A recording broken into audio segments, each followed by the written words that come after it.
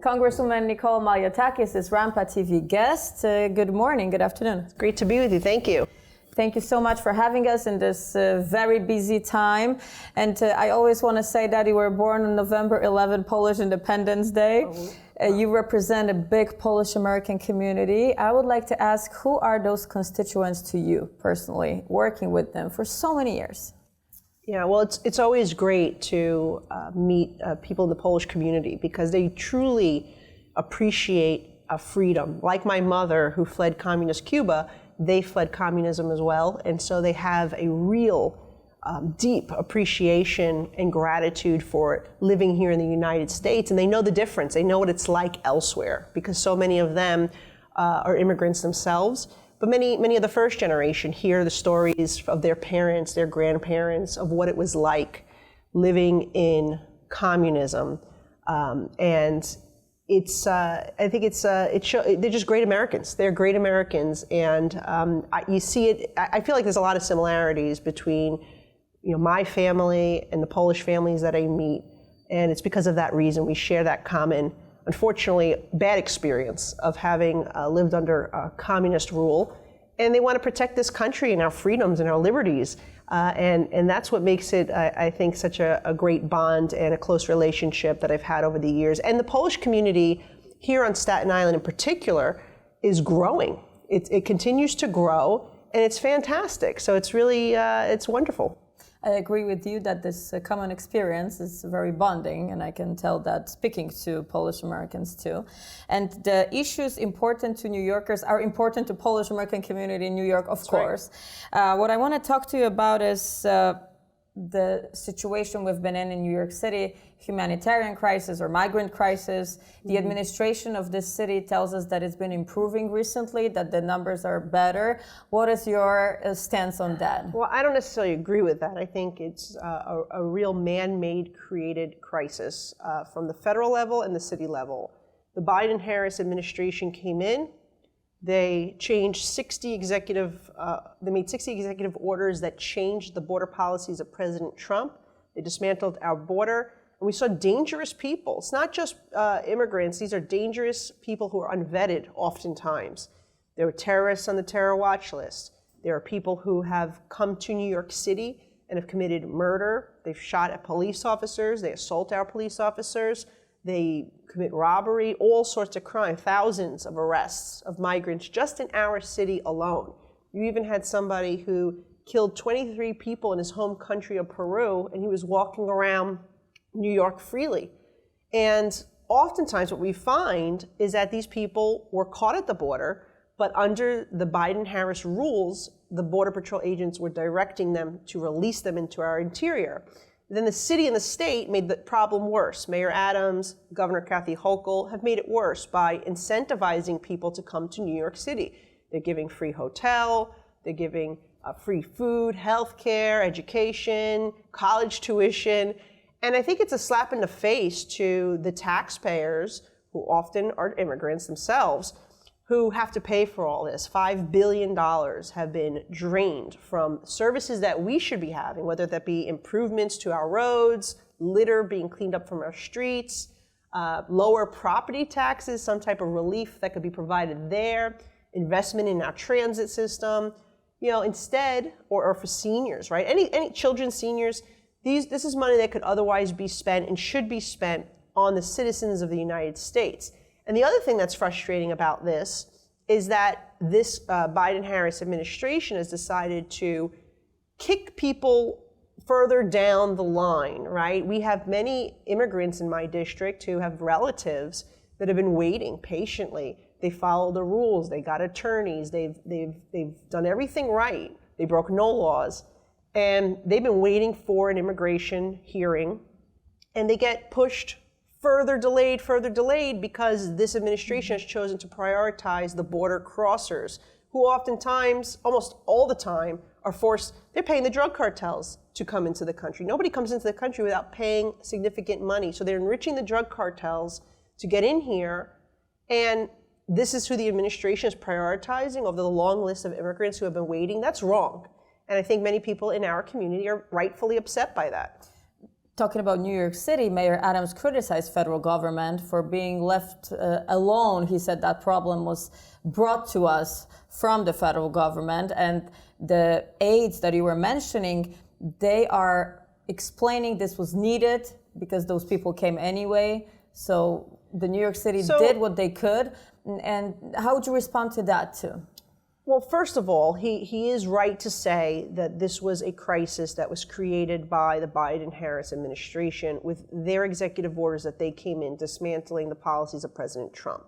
We have passed legislation in the House to undo those policies, but Chuck Schumer in the Senate won't pass it, so we have a problem.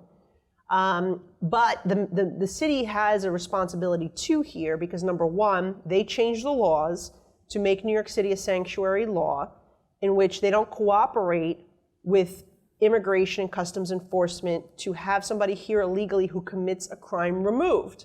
So they are incentivizing, right? He misinterpreted this right to shelter that New York City has in insisting that citizens of other countries were entitled to this free shelter, which is not the case. Think about it from a logical standpoint. You have 8 billion people on the planet. Could they all come to New York City and live for free? That's impossible. But that's how the mayor's interpreting that policy. So that's number one. Number two is the sanctuary policy.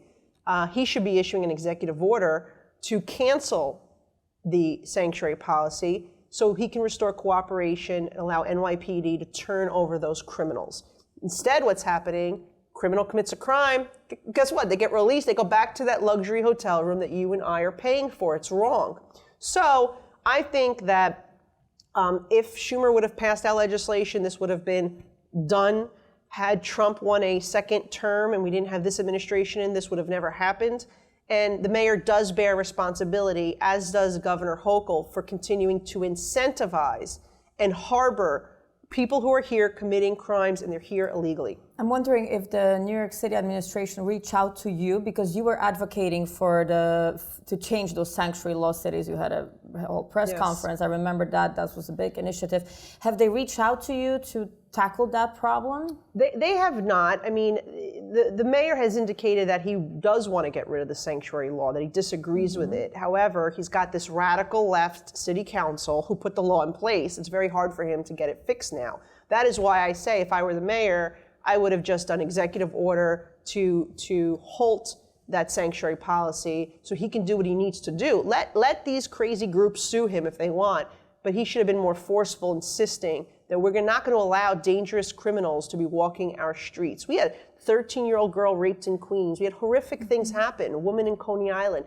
These are crimes that are all preventable. The murder of Laken Riley, who was one of the most well-known women who was killed, sadly, by an illegal immigrant, because there's been multiple women across the country. Her murderer was caught here for committing a crime, and because of this sanctuary policy, he was released back onto the streets, and he went to Georgia and killed this innocent young woman. So it was preventable, and we need to do more to protect women and to make sure that these criminals are not coming in, because it's gangs, it's drug traffickers, it's sex traffickers, it's all sorts of criminals that have now infiltrated our country, and it's very scary. Congresswoman, I know that you asked for statistics that you wanted to see how many crimes were committed in or within a 5-block radius of city-run migrant shelters last year from January to December. And the last time I heard about that, you were told that you're going to get these numbers after the election day. Has anything changed? Did you get these numbers? So the new date they say I will receive this information is November 18th, but they have kicked the deadline 3 times already. I first called for this when I stood for the sanctuary policies to be repealed, and that was in February. And since then, they have, actually it was October of last year, since then they have kicked it multiple times, and here we are over a year later, and we still don't have this information. But what we do know is when I had that press conference calling for the sanctuary policy to be repealed, we knew at that time that there were 2,000 arrests from migrant shelters. So these are people that are committing crimes. Not all of them, but a good portion of them are. And we shouldn't have anybody in this city who is in the country illegally and committing crimes. So just to kind of close that topic, would you agree that the situation has improved now in the city of New York with regards to migrants? No, it has not improved because we still have people committing criminal activity. In fact, I believe it's getting worse. They continue to spend billions and billions of our dollars So it has not improved. I do believe that if we have a change in administration come January, that it will improve because President Trump will put back his policies and he will deport those criminals. And that will be a positive development. And maybe we take the Senate as well. I mean, we'll have to see how things end up. But maybe, hopefully, we'll be in a position where if Republicans do control the Senate and the House, we'll be able to pass that legislation that required these policies of the Biden-Harris administration to be canceled. On the federal level, what have you been doing to improve the safety of New Yorkers in your district?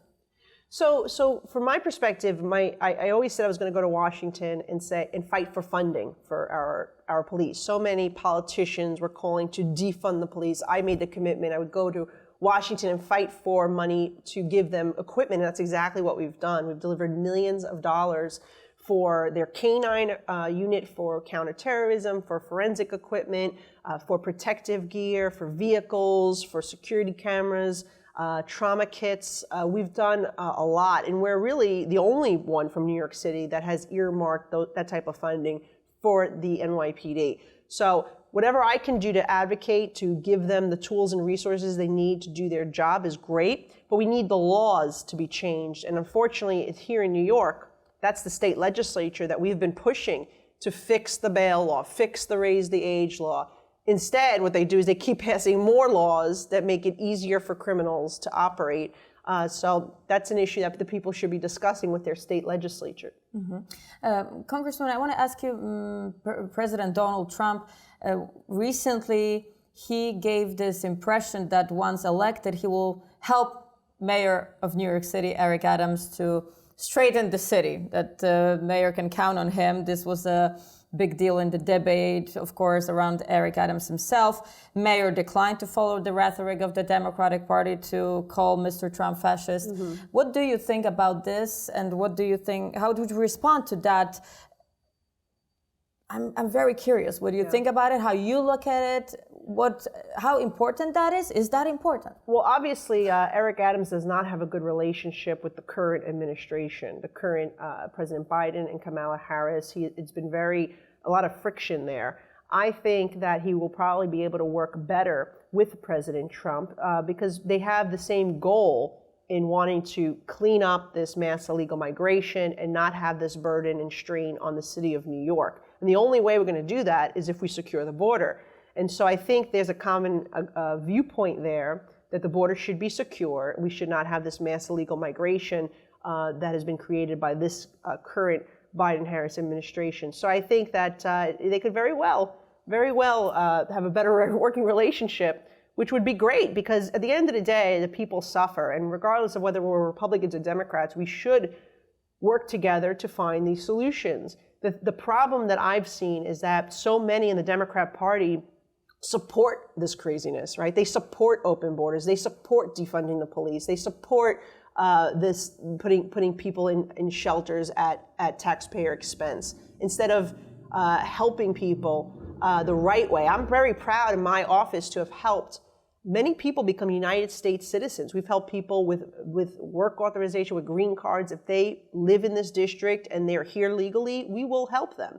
The problem is that we have an administration right now that has prioritized the people who've come to the country the wrong way and are punishing the legal pathways, the people who have done everything right. And that to me, I think, is very wrong. And I think that's why many immigrant groups are very unhappy with the Democrats right now.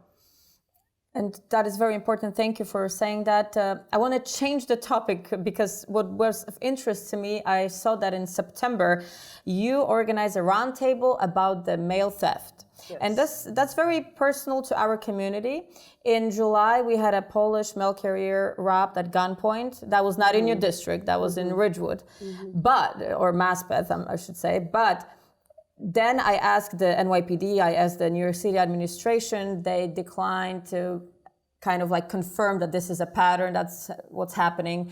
Then I reached out to Postal Service and to union workers in Postal Service, and it came to be a much bigger problem that you are also underlining. You said that in your 11th district alone, $3.4 million, that's the kind of like loss that was assessed. It's actually even higher now. And there is no enforcement because even today, before speaking to you and confirm with NYPD, that person that robbed at gunpoint our Polish mail carrier, that person has not been arrested yet. Investigation is ongoing for the 4th month.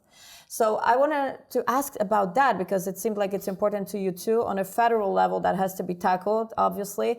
How do you respond to that, and what do you think is the solution to that in terms also of enforcement? And I'm thinking now about elections and mail-in ballot, different things. Just yesterday, we had a meeting with the district attorney and the NYPD and federal law enforcement partners regarding the issue of mail theft. It is a major issue, and the number you cited is actually, at this point, outdated. It's even gone up. It's gone up to over $4 million. And that's in my district alone. And the issue is really about $1 billion across the country. So it's really outrageous. And poor, hardworking, tax-paying citizens are the ones that are suffering, having their Social Security checks stolen or their tax refunds.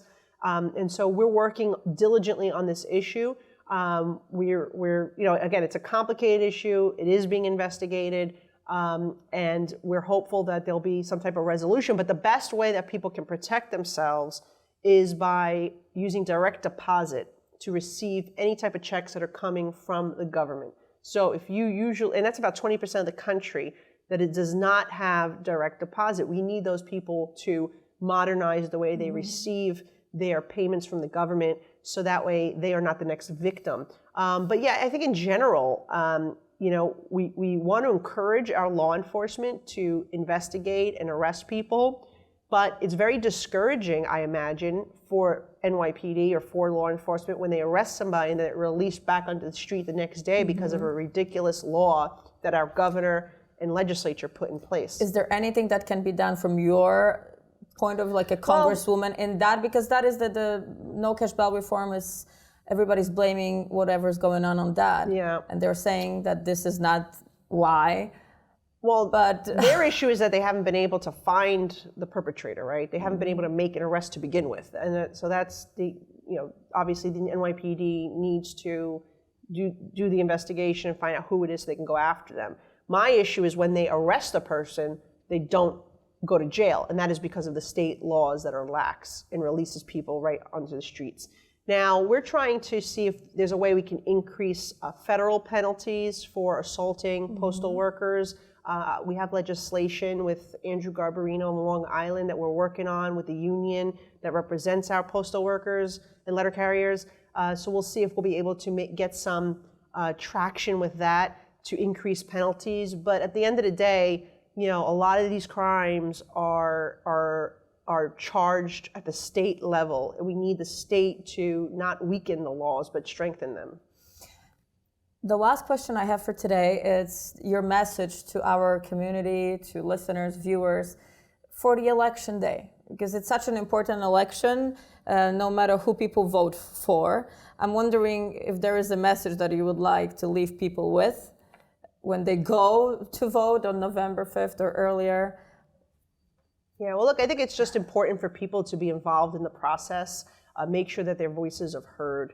And I always say this regardless of how or who people vote for, and certainly I'm in my government office, so I can't promote any particular candidate. But what I will say is just being involved and having your voices heard. This is the time to let elected officials know that you're unhappy.